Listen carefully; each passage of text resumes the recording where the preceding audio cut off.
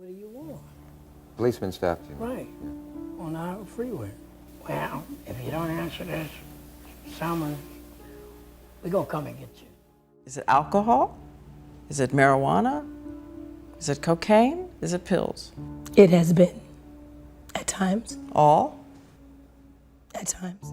As humans, anyone can fall into a spiral of pleasure and self-destruction. But for stars once celebrated by Hollywood as living saints, addiction and desire hit 100 times harder. Who would have thought that the man who brought all of America to its knees would end up naked on a concrete floor, hands trembling, clutching a piece of opium? From the funk king who went insane, screaming from the roof of his $100 million mansion, to the cold jazz genius who set his own body ablaze. This is just the first glimpse into the shocking portrait of the lives of 23 of the most depraved black celebrities. The rest of the truth with dark secrets will appear shortly. 23. Sly Stone, From Funk King to Vagrant, Due to Wild Nights. Few would have imagined that the man who once headlined America's biggest music festivals would one day be weeping in the middle of an intersection, hands trembling because he couldn't find his last piece of opium. In the late 1960s, Sly Stone was the king of funk, the one who turned Sly and the Family Stone into a psychedelic whirlwind that swept through Woodstock, bringing tens of thousands to their knees in a musical trance. He had it all: money, limousines, women lining up backstage. But behind the glare of fame was a crack no one dared to mention. Sly suffered from severe paranoid disorder, always convinced that Epic Records was secretly stealing his royalties. This obsession, combined with the pressure to maintain his superstar status, drove him to cocaine as the only thing that could soothe his fears. And then, on the night of March 14, 1976, at his white mansion in the Bel Air Hills, Sly hosted a party that people still shiver recalling. Young women lay scattered on the floor, silver spoons smeared with white powder were strewn about, and Sly, in the throes of a peak high, climbed shirtless onto the roof of his Rolls-Royce, shouting that God had entered him. His manager recounted that he had to pull Sly down as he was about to pull out a gun and shoot directly into the ceiling, mumbling, "They're stealing my music, those bastards." After that wild night, Sly vanished for weeks. There were rumors he rented a rundown room near Haight Avenue filled with 40 unreleased master tapes. In May 1982, a delivery man claimed to have seen him huddled among a pile of tape boxes, hands clutching his head, eyes wide and staring, muttering, "You can't take them." Towards the end of his life, he lived in a decaying van, wandering across Los Angeles, without friends, without his throne. It's painful to think that the man who once made all of America dance burned himself out in delusions and suspicion, leaving a legacy no one has dared to touch. 22. Billy Preston, The Pursuit of Pleasure. If Sly Stone was the paranoid man who burned through his fortune to protect tapes in a dark room, then Billy Preston was another soul ruined by drugs, desire, and bottomless loneliness. Billy was once called the child prodigy organist of all child prodigies, the only one in the 60s skilled enough to cross the threshold of Abbey Road, placing his hands on the keyboard during the Beatles' last recording session. Everyone thought that behind his harmless afro was a pure heart, a genius born to sow melodies into the world. But they were wrong. That very fame was the beginning of an irreversible descent into depravity. In the 70s, Billy plunged into cocaine and shadowy pleasure-seeking. One high followed another night of debauchery. The Los Angeles Times once reported that he spent over $200,000 in less than a year on drugs and payments for services no one dared to name.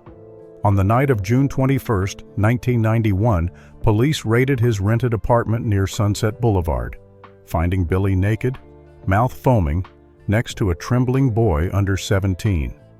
He later vehemently denied the charge of child molestation, but detailed testimonies about a 3-day drug party left him no way back. It's rumored that after that incident, Billy could no longer sing as he once did. One night in late 1993, neighbors heard him wailing in the hallway, "I don't want to be a monster. Don't make me remember their faces."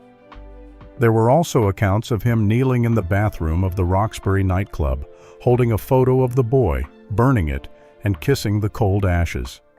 In his final years, he lived quietly in a rehabilitation center, then moved to a medical nursing home in Scottsdale. On the morning of June 6, 2006, Billie passed away from kidney failure and complications of high blood pressure. Thus, a genius who once lit up the biggest stages burned out his life in drugs and sin. 21. Bobby Womack, music history's greatest betrayer. They still say that on a hot July night in 1970, Bobby Womack pulled his wife's wedding dress, threw it into the sink, drenched it in liquor, and set it ablaze, screaming in the dark kitchen, "I traded my soul for you."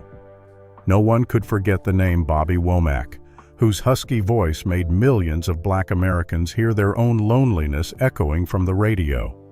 He started as a loyal guitarist alongside Sam Cooke, a friend closer than family, who taught him to write music, sing gospel, and believe that music could redeem all wounds. But then, on the night of December 11, 1964, Sam Cooke was shot dead in a shabby motel in Los Angeles amidst countless rumors of money and illicit affairs. Just 3 months later, Bobby appeared at the door of Barbara, Sam Cooke's 29-year-old widow, carrying a white wreath and a suitcase of clothes. Many members of the Cooke family swore they heard arguing all night in the living room, and then at dawn the next day, they announced they would marry. The wedding took place hastily at a small church on San Vicente Street. None of Sam's relatives attended. Only a few reporters quietly took photos of the two in mourning clothes, yet with forced smiles. People said Bobby not only stole Barbara's heart, but also inherited the entire safe containing over $250,000 in unreleased royalties. Within a year, he spent all that money on a red Cadillac, a penthouse in Chicago, and a notorious string of drug parties. There were rumors he rented a private room at the Ambassador Hotel just to host week-long parties, where every morning housekeepers collected syringes, condoms, and slips of paper covered in women's phone numbers. One night in August 1976, Detroit police raided room 915 of the Statler Hilton Hotel. Bobby was sitting naked on the bed, surrounded by 3 girls under 17, a dish of opium with fingernail marks, and 4 empty syringes wrapped in red silk scarves. An investigator recounted that Bobby offered no resistance, only bowed his head and quietly smiled, then pulled an old photo of Sam Cooke from under the bed, pressing it to his forehead as if begging for forgiveness before being handcuffed and led away. There's an unconfirmed rumor that on that very night, while being escorted down the hallway, Bobby hid an old photo in his pocket of himself and Sam Cooke singing together at RCA Studio. Later, in 1983, during a furious argument with Barbara, he threw that photo into the fireplace, shouting that he had never been forgiven. When Bobby passed away on June 27, 2014, his death certificate only recorded a few cold lines. The man who once wrote immortal love songs died with an indelible stain of betrayal. 20. Redd Foxx, the comedian who fell into gambling and women. Some say that if Redd Foxx laughed loudly on stage one night, then that very night he would hide in a secluded room no one dared approach, to squander his soul in strong liquor and sick pleasures. In the 60s, Redd Foxx was the name that made every black bar on Central Avenue stand up and applaud. He was a stand-up comedy legend, the one who turned stories of poverty and racial discrimination into bitter laughter. His shows had no empty seats, and his fees piled up. The only thing was, when the stage lights dimmed, few knew what he did with those dollars. People rumored Redd simultaneously supported 3 mistresses in 3 adjacent rented apartments in Los Angeles. Every night, he would go from one room to another as if visiting private bars, leaving the scent of strong whiskey on women's pillows and lipstick stains on his collar. In 1967, a bank employee revealed he withdrew his entire $80,000 savings in just 2 weeks, spending almost all of it at Caesars Palace Casino in Vegas. On the night of June 23rd of that year, Redd was seen kneeling on the casino's red carpet, hands trembling as he put his last chips into roulette. then buried his head as the dealer cleared the table. Who would have guessed that in the spring of 1970, he bought back an apartment that was once a brothel on Western Avenue just to host Nights of No Rules, where guests could choose wine, drugs, or any girl who walked through the door. Neighbors said that every early morning, screams and mad laughter echoed down the hallway. On October 11, 1991, while filming the sitcom The Royal Family, Red Fox suddenly collapsed on the floor, his hand still clutching an unpaid tax bill. No one knows if, in his last breath, the image of those red and black gambling nights that had swallowed his entire life into a bottomless pit flashed through his mind. Perhaps the comedy legend had turned himself into history's most tragic joke. 19. Screamin Jay Hawkins, the love-crazy wizard, and his 70-plus illegitimate children.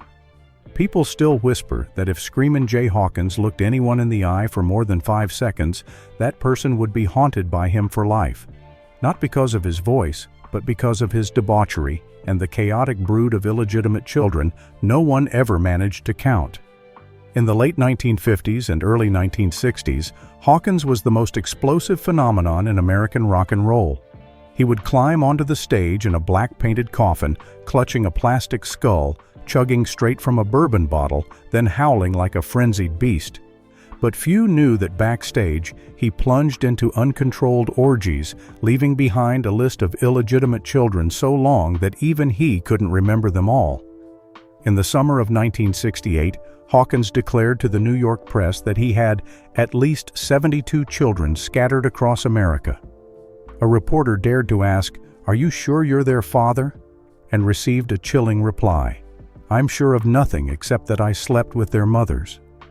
By 1971, a lawyer representing 6 different mothers filed lawsuits simultaneously, demanding child support from Hawkins. Court records detailed that he had paid for abortions for 4 women in 1 month, then changed his mind and made them give birth to add to the family tree for fun. There's a persistent rumor that on the night of February 14, 1975, Hawkins rented an entire bar in Memphis, inviting more than a dozen young women, all of whom had borne him children, to a Valentine's party. They sat around a long table draped in red velvet, drinking until no one recognized anyone else, while he screamed in the room, "These are my children, my blood, the magic I sowed into life." On February 12, 2000, Hawkins passed away in a hospital in Neuilly-sur-Seine, France, after complications from surgery. Many children of unclear parentage arrived late, unable to see him one last time. And the public felt a chilling thought. That wizard departed, leaving behind a chaotic legacy with a host of unacknowledged offspring. 18. Chuck Berry, The Shameful Sentence. No one wants to mention. Chuck Berry is still called the father of rock and roll, but few are brave enough to speak of the period when he sacrificed his honor to feed an insatiable craving. In the early 1960s, Chuck was already a legend, the one who transformed the electric guitar into the language of American youth. Johnny B. Goode resonated everywhere, and money poured in so fast that he had to hide stacks of cash in his guitar case. But behind the glamour were night trips with dark intentions. In the fall of 1959, Chuck rented a bar in St. Louis, where he secretly brought a 14-year-old Mexican girl from El Paso to work as a waitress.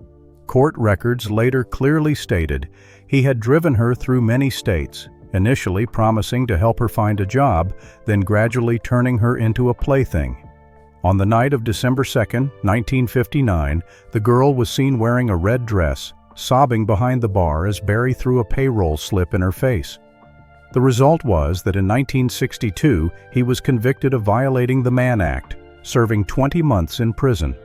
A guard recounted that Chuck spent many sleepless nights meticulously writing girls' names on the covers of music books. There's an unconfirmed rumor that on the night before his release, he burned all the photos taken with that young girl just to prevent them from falling into the hands of the press. Upon his return, Berry still held his head high and continued touring. But from then on, many silently removed his name from the list of legends as a way to avoid mentioning a stain that could never be washed away. 17. Richard Pryor, the comedian, drowning in hatred. In the late 1960s, Pryor was the golden face of black stand-up comedy, someone who dared to turn the humiliation of poverty and racial discrimination into the most biting jokes. But fame didn't save him from the deep pit of cocaine. On the night of June 9, 1980, at his Encino mansion, Pryor locked the door and placed a blowtorch on a table next to a pile of white powder. For 4 hours, he inhaled the white smoke until his eyes were bloodshot and his breath was ragged. In a daze, he poured Bacardi into a cup, filled it with lighter fluid, and then lit it. A late returning housekeeper found Pryor standing naked in the living room, flames erupting from his chest, screaming, "I don't want to live anymore!" There's a rumor that after being saved, Pryor asked the nurse not to turn off the lights in his hospital room, as he was so haunted by darkness that he would scream in panic, recalling the moment of self-immolation. Despite multiple recoveries, Pryor never escaped his addiction and that fear. In the years after the self-immolation incident, he still secretly hid cocaine in anti-inflammatory pill bottles, demanding every night that the nurse leave the lights on until the next morning due to his obsession with the fire. One winter night in 1994, the housekeeper walked into the living room and found Pryor sitting motionless in his wheelchair, his hand trembling as he held a small lighter, mumbling, "I'm already dead. I'm burning."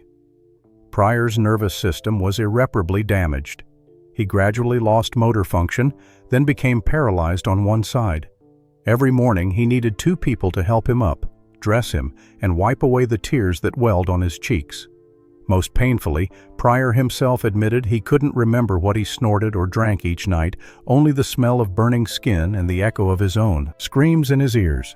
He took his last breath on December 10, 2005, in a hospital room in Los Angeles, on a cold iron bed.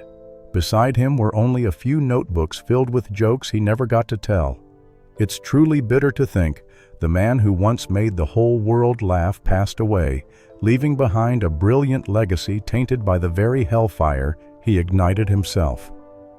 16.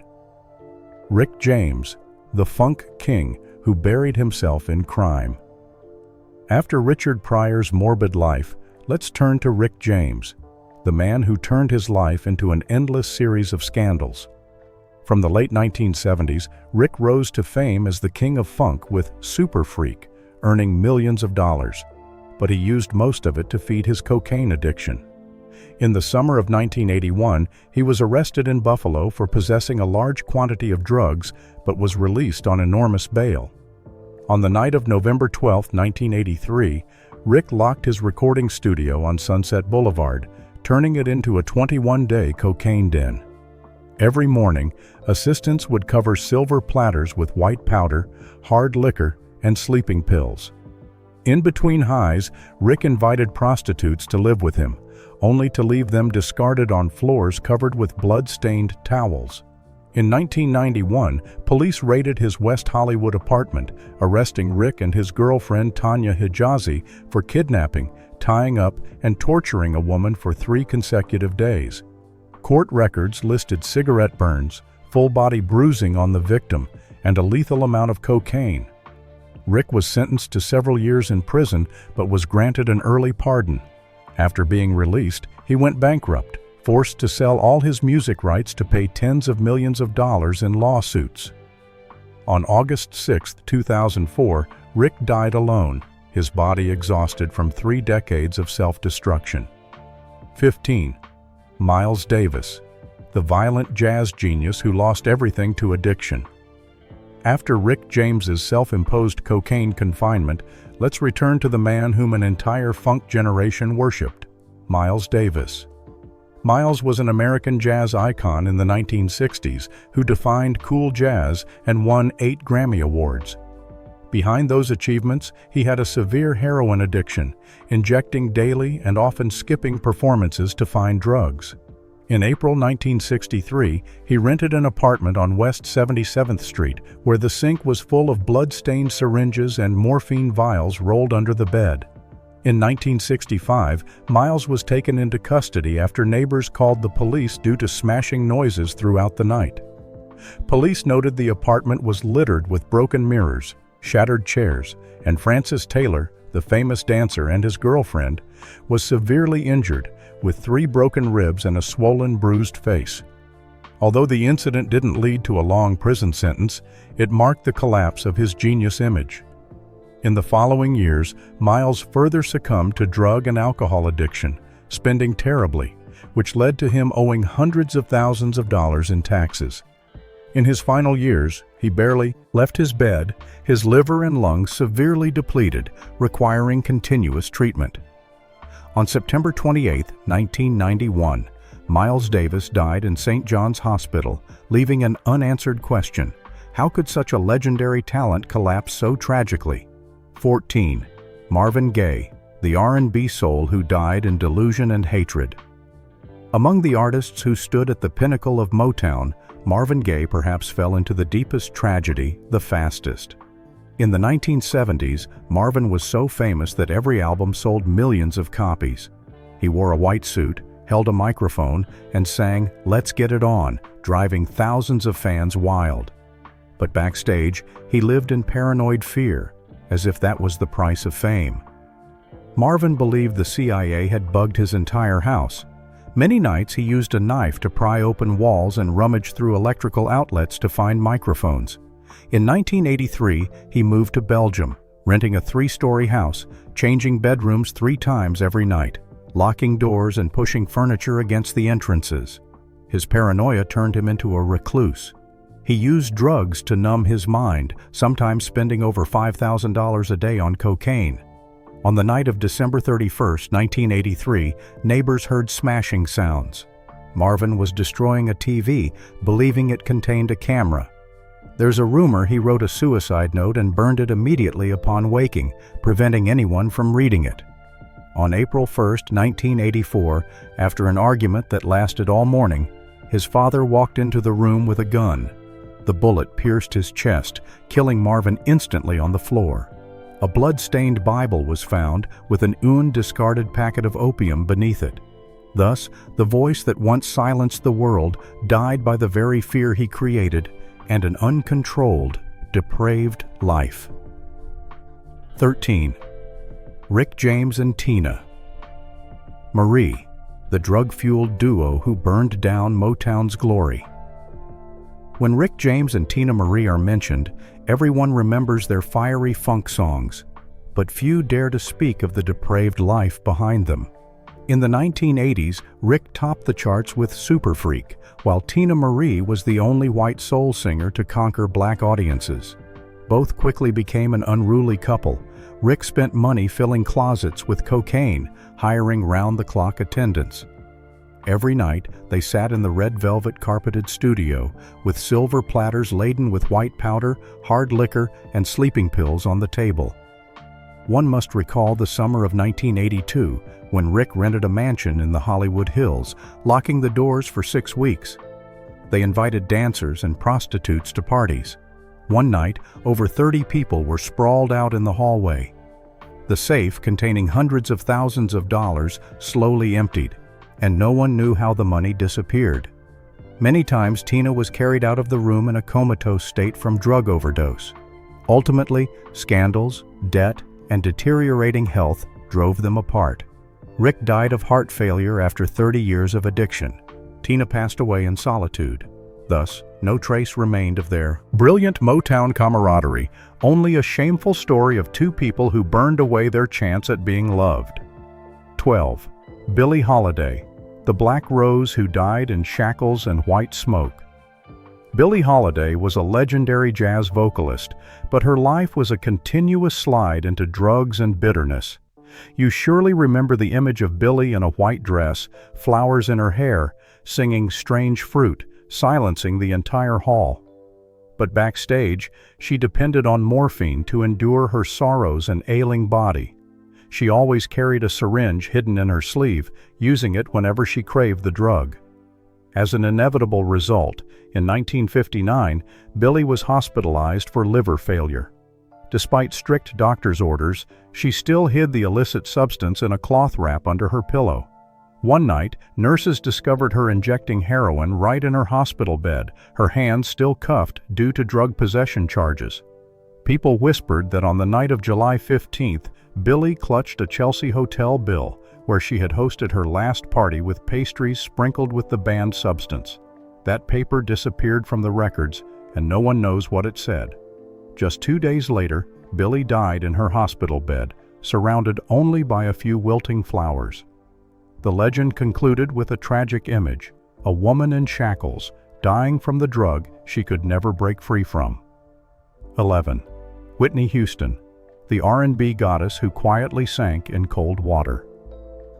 They called Whitney Houston the golden voice of the century, but few knew that in her final nights, she was immersed in an inescapable darkness. In her later years, Whitney wandered from hotel to hotel, always carrying a suitcase filled with tranquilizers and cocaine hidden in her makeup box. There were nights when security guards saw her huddled on the carpet, hair matted with sweat, hands trembling, clutching a glass of vodka mixed with sleeping pills, whispering to someone who wasn't there. On the night of February 11, 2012, her 7th-floor room at the Beverly Hilton Hotel smelled heavily of a mix of sweat, cigarette residue, and cheap perfume. The bathtub was overflowing with cold water, and on the mirror, written in red lipstick, were the words, "Leave me alone." No one knew if it was her hand or another's that left it. A small pill bottle had fallen onto the floor, uncapped, with white pills scattered around a silver platter smeared with powder. When she was found, her body was rigid, her head submerged, like a final message no one had time to read. 10. Chaka Khan, kneeling in self-destructive intoxication. If Whitney died in a cold bathtub, Chaka Khan punished herself with hundreds of nights of exhausting intoxication. At her peak, Chaka wore luxurious fur coats, stepping onto the stage to thunderous applause. But backstage, she shed everything, sitting on the dirty concrete floor with a half-empty bottle of liquor. Some nights, her manager found her slumped asleep on a plastic chair, her hand still clutching a silver spoon, with white powder residue. In the winter of 1981, after a concert in Detroit, Chaka locked herself in her dressing room for 9 hours. No one could reach her. When they broke down the door, she was leaning against a cabinet, her face pale, her dress stained with a thin streak of blood. On the floor, empty liquor bottles rolled beside a crumpled note that read, "I don't want to wake up." Doctors said that had they been an hour later, she wouldn't have been saved. 9. Etta James, the blues rose who sold herself to addiction. Etta James once had a voice that could silence an entire room. But behind the bright stages, she sold everything, her honor, her fortune, and even her soul, to buy a deadly white powder. In the late 1970s, Etta moved into a shabby motel in Compton. The small room reeked of mold and smoke, and the mattress was torn with stuffing exposed. Neighbors still remember seeing her stumbling through the hallway, clutching a paper bag containing syringes and 2 boxes of leftover food. One night in March 1979, Etta sold her last wedding ring to buy heroin. She sat hunched under a dim yellow light, writing a few final lines on a soiled piece of paper. "Mommy is sorry for leaving you." The next morning, police knocked on her door because the landlord reported she hadn't paid her rent. They found her lying on the floor, eyes half open, beside a brown paper packet filled with syringes and a half-eaten piece of bread. That was perhaps a cruel scene for a life that had become a legend to millions of Americans. 8. Gil Scott-Heron, the poet imprisoned in the depths of addiction. Gil Scott-Heron was once considered the conscience of American music, one who turned poetry into artillery against injustice. But he was also the one who burned it all away in white smoke.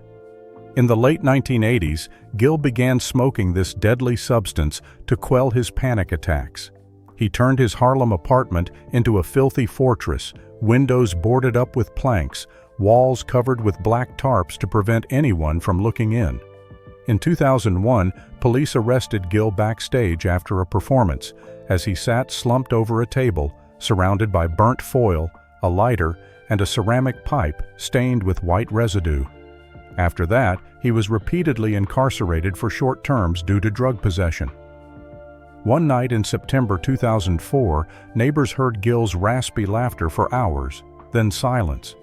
When they knocked, he sat motionless in his chair, his hand still clutching the cold pipe. His final album, I'm New Here, was recorded when his lungs were failing, his voice hoarse like a final gasp.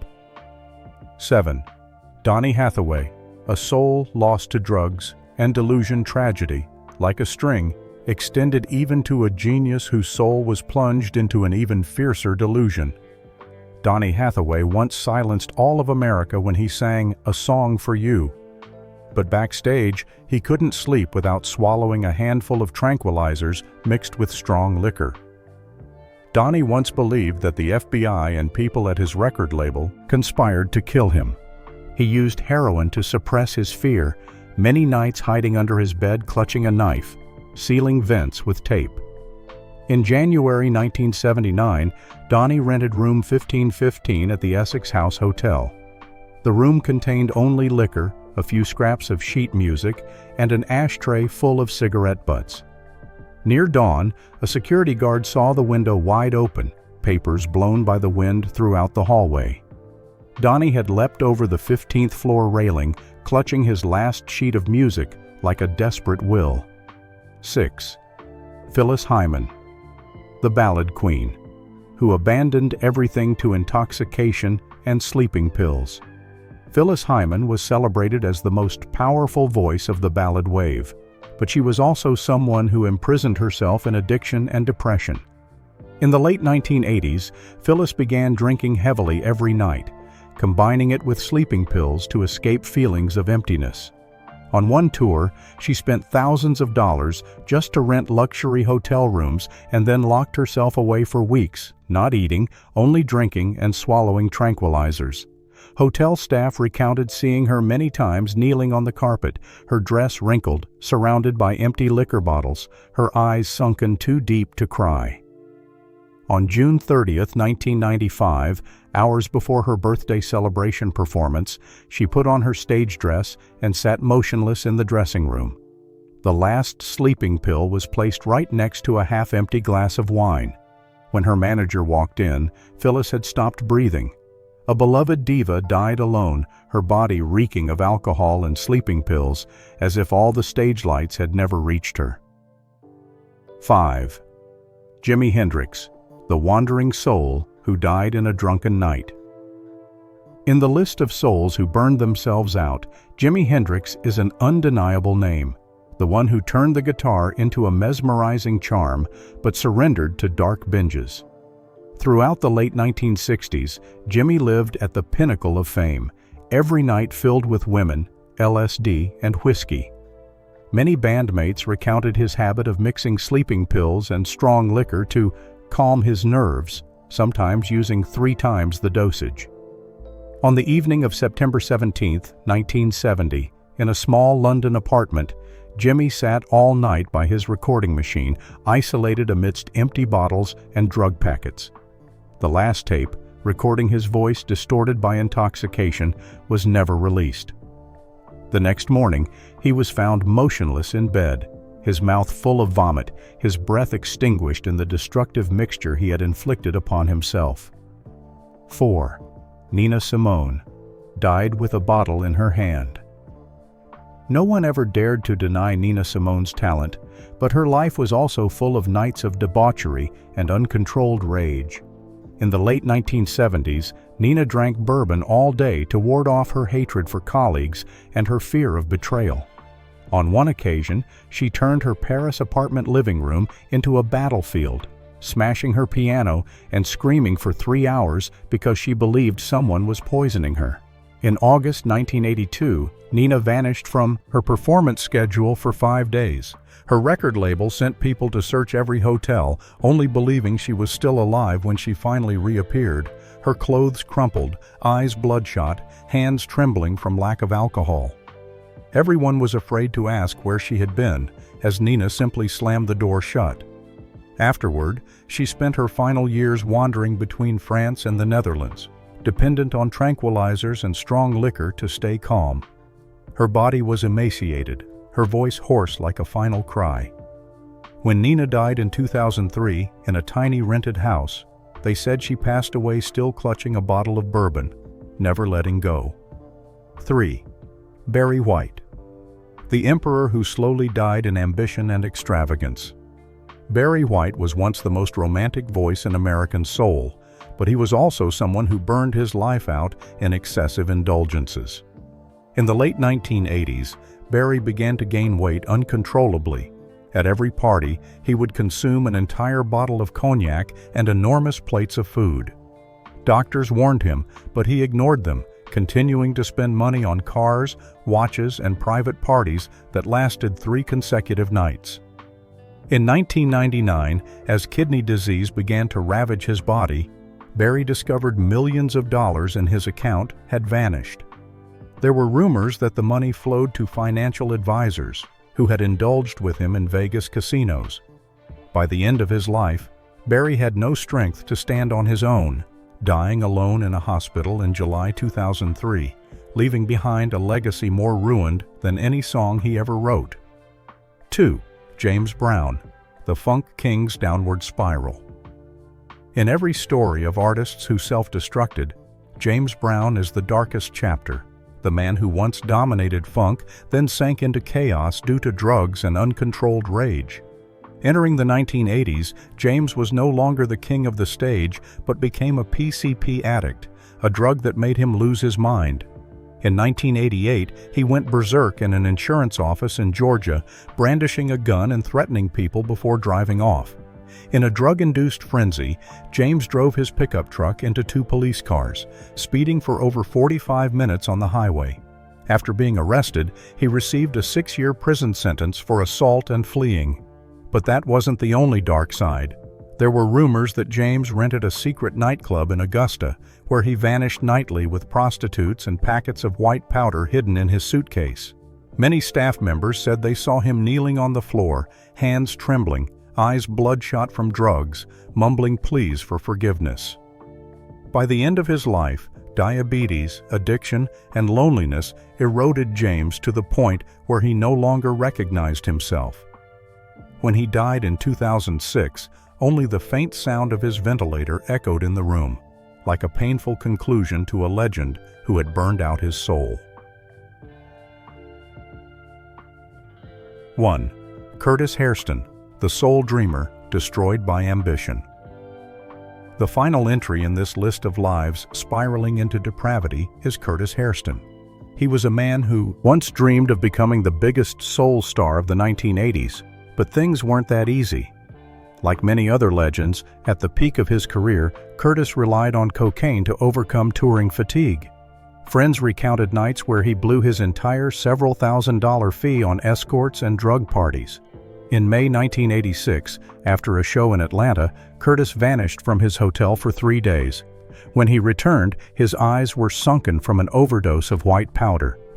Beyond his depravity, Curtis suffered from severe diabetes but refused treatment. His body swelled, his liver and kidneys gradually failed. In 1996, before his new album could even be released, Curtis died in a hospital bed at the age of just 34. Until the very end, he believed he had enough time to correct all his mistakes, a painful belief that never came true. So, you've just journeyed through the darkest chapters in the lives of 23 black legends who were once worshipped by the world only to destroy themselves. It turns out their brilliant successes were often shadowed by addictions, delusions, and inescapable loneliness. Which black artist's story haunts you the most?